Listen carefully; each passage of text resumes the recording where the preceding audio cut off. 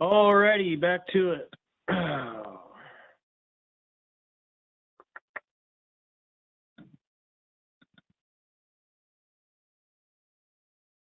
All right. So escapement goals. This particular section, I guess, because I do a lot of my fishing within the Chehalis Basin. So part of the reason a lot of the information regarding that system is, so prevalent is because, that's the area that I'm most familiar with. So a lot of my talking points are, aimed kind of at that system. I've fished out in some of the other ones, but in any event. So the escapement goal over a 23-year period, if you look at their graph, you can see the line there, and you can count the bars.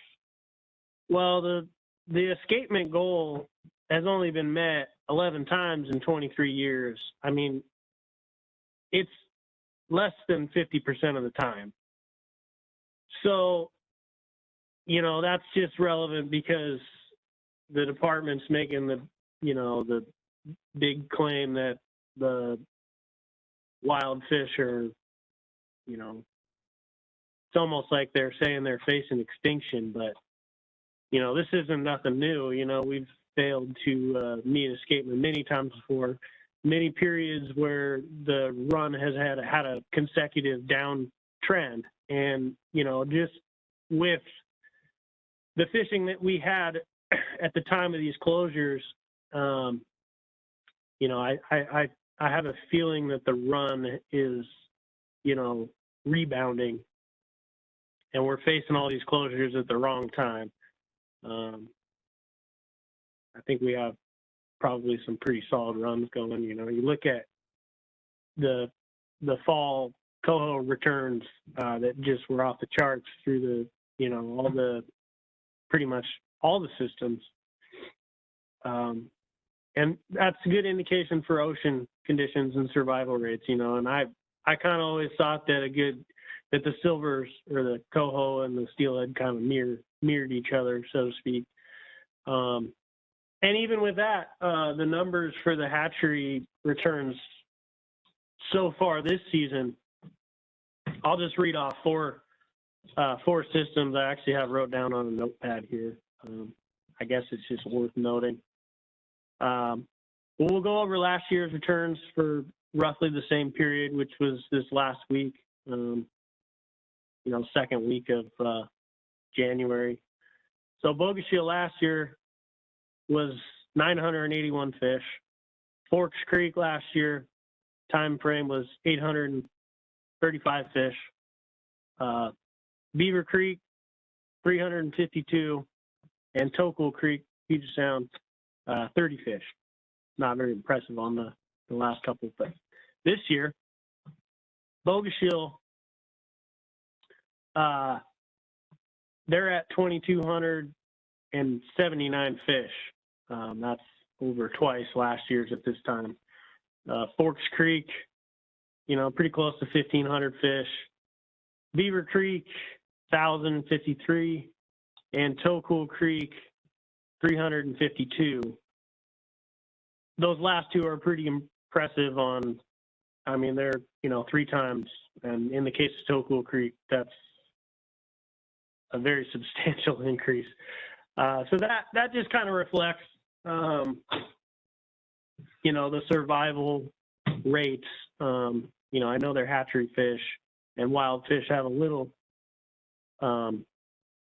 different situation, but, assuming survival is good, they're all living in the same ocean and whatnot. So pretty solid hatchery return so far.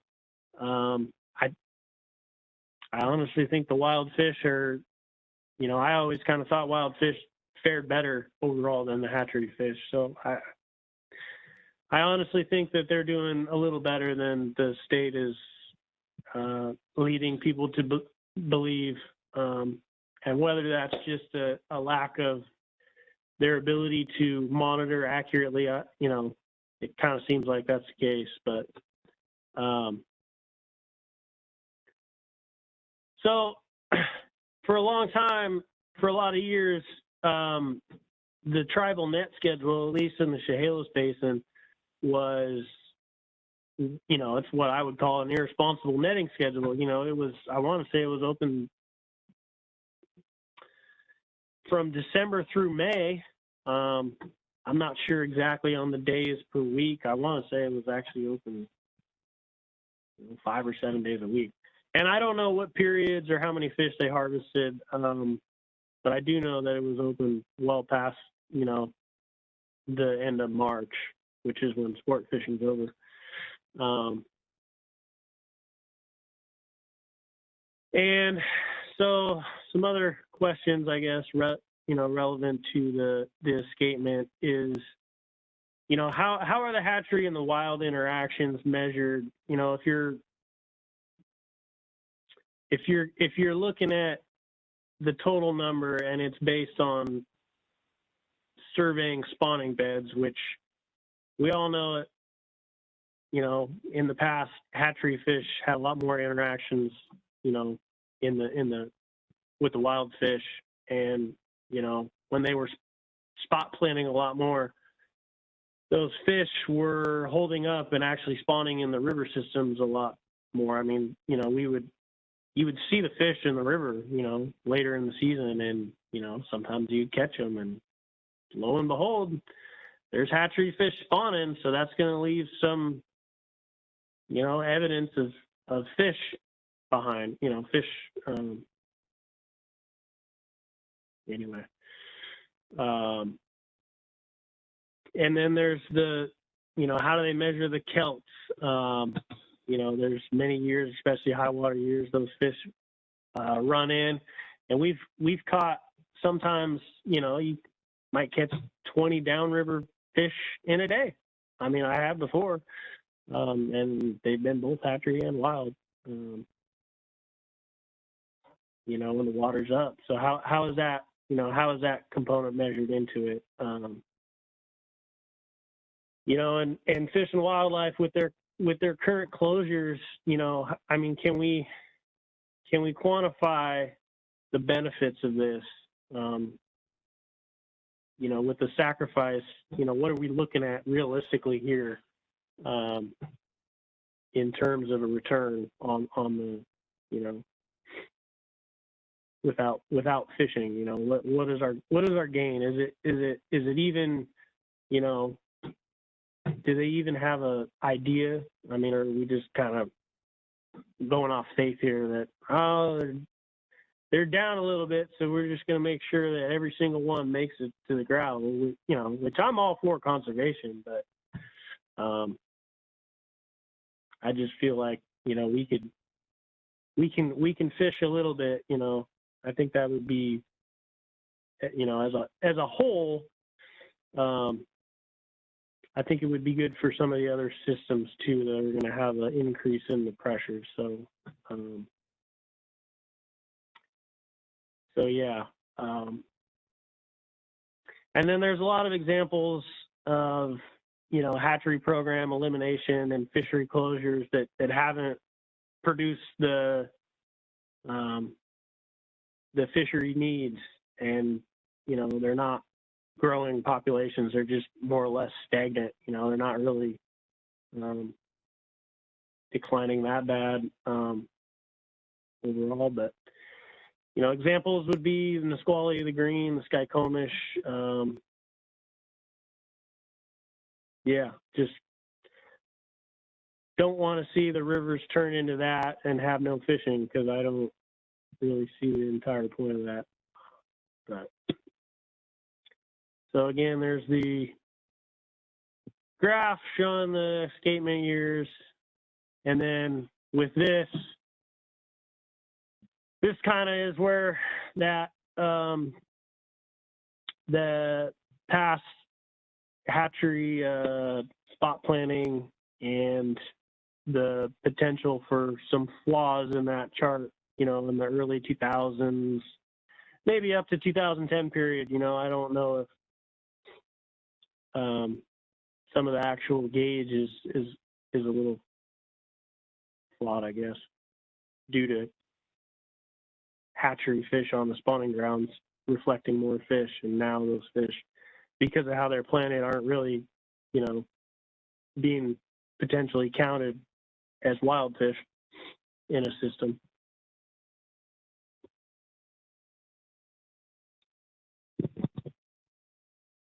All right, so now we got some fisheries that, some things with the fishery dates that make more sense. Things like, shortening the season, keeping the areas where it's predominantly all wild fish, closed, and, retaining some fisheries within the areas that there's hatchery fish available. Because it's kind of surprising that some of these guys that claim hatchery fish are just, the worst threat to a wild steelhead, but yet here we are with closed fisheries and you got all these hatchery fish in the system. You don't think those fish are there's not going to be any spawning in the system? Everybody that was worried about the early component of the wild fish, well, you're going to see, in the next couple of years, you're going to see a bunch, because those fish, I guarantee it, they're going to make it, and they're going to spawn, and they're going to have a wild offspring, and then we're going to have to open up an ESA listing on those to protect those, because, those are actual wild fish, so we got to, build back. So anyway, yeah, so the state could close the fisheries that are dominated by wild areas. Obviously, I have some examples up on the slide here. The West Fork sats up, Middle Fork sats up, West Fork Hump, Upper Quinault, Newaukum. When these systems don't forecast to meet escapement, we could start by closing those. The state, we could identify the areas where the fish are slowing up and spawning. If they're getting hammered on and they're getting caught more than a couple times, because, that's the end of the line for them, then maybe we don't conduct fisheries in those areas.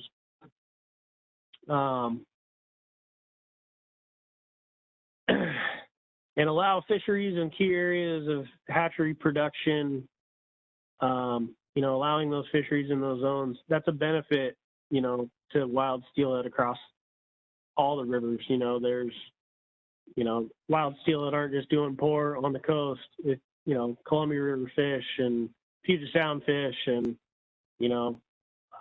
spreading angling pressure out so, they don't flock to the only rivers where you can fish bait or from a boat or things like that, and add to the pressures on those, which in a sense would cause, potential problems in those fisheries as well. So we have our run timing chart. Obviously, there's a lot of people that really love this chart because it really reflects that you could maintain some fisheries on the early part of the run without, really affecting that much of the wild component. And as they say, X marks the spot. So, right there in the February time period, seems like that would make sense. And a lot of the other fisheries in the state anymore, a lot of the rivers don't get going anymore until, later on in the season. So then it helps provide fisheries until the point where people, there's enough fisheries around to support, people throughout the regions.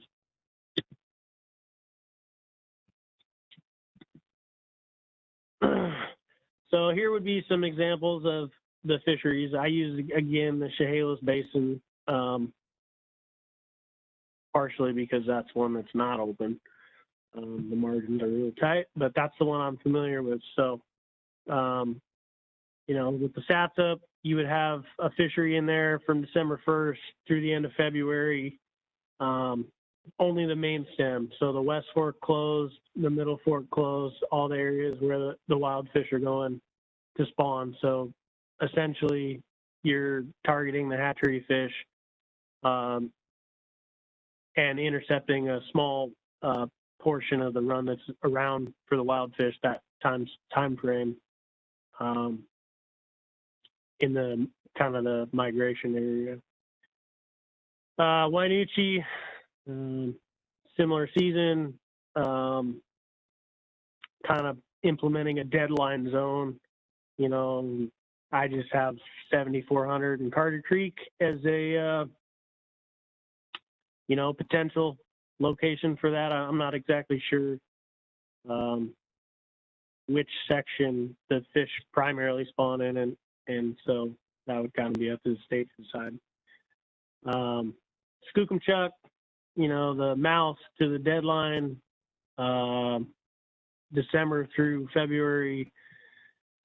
And then I would like to see the state implement a season where maybe the whole river isn't open during the month of March, but a terminal fishery at the end of, the last couple miles of the river there. There's actually off the Skookumchuck River Road,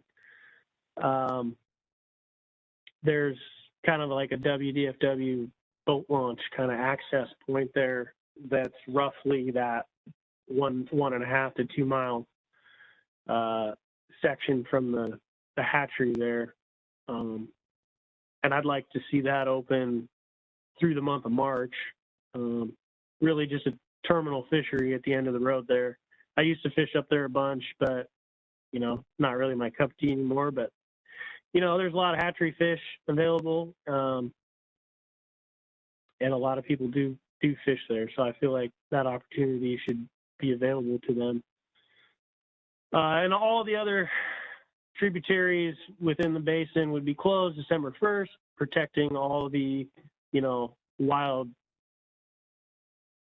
dominated systems, wild only fisheries. And if the tribe, because the Chehalis is kind of a difficult area for them to extract hatchery fish with their fishing methods, if they were not fancy on the idea of how many hatchery fish we were able to kill within our fisheries, then maybe the state could just lower it to one fish. So you're taking less fish out of the system. I honestly don't even care if they give you a fish. I just want fishing to be open. Personally, even if I have to let go of dang hatchery fish, I'd rather that than,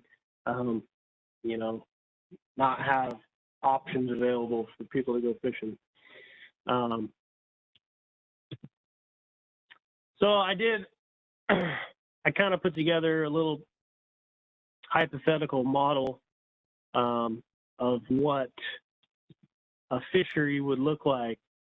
And the predominant piece for hatchery fish within the Chehalis Basin is comprised of the Wainuchi, the Satsep, and the Skookumchuck. That's the big three. That's where all the hatchery fish are coming out of. So if you look at the chart here that shows the individual components of the run, if you single out the Wainuchi and the Satsep and the Skookumchuck part of that, I kind of figured that those three for the wild fish made up about 50 to 70% total of the run. So 60% average, which might be a little bit on the high side, but just for the sake of an example, that's kind of what I pulled from those three systems. So back here, again, we have a chart that reflects the overall percentage that comes in, on a month-by-month basis. And so in this case, we're going to assume that the Skookumchuck, Satsup, and the Wainuchi is 50 to 70% of the total wild fish in the Chehalis Basin. We're going to use a 60% average. And then the table, we're going to use the example 1 figures on the estimated percentage of return based on the time frame. So we have our total run to the Chehalis Basin forecast, which is at 5,681 fish. So we're going to separate the Skookumchuck, Satsup, and the Wainuchi portion of the run. And so these top 2 boxes, you can see the 60% is represented by the 3,409 figure. That other 40%, the 2,272 fish, all those other fisheries, where those fish are destined to would be closed. So those are not, there's no impact on those right away. And so then within that figure, for the SSN, we're gonna re-hold that number. So that's 100% for those fisheries. And we're going to subtract the assumed March and April percentage from that because we're not going to be fishing in that time frame. So that's 2,049 fish that are, there's no impact there. So what we're left with for the potential December, February fishery is 1,360 wild fish between the 3 that would, have the potential of getting fished on. So with 10% mortality rate, if you caught every single fish, you're looking at 136 fish, which actually on the state forecast with their sport impact limit, it actually fits. It's, what was that, 5 fish below their impact number. And again, that's 10% mortality. So, that should be with the status quo. That's boats, that's bait, that's everything. It seems like that potentially could make sense. I don't know how the tribal harvest piece fits in there, but I think our allocations are similar. So, and,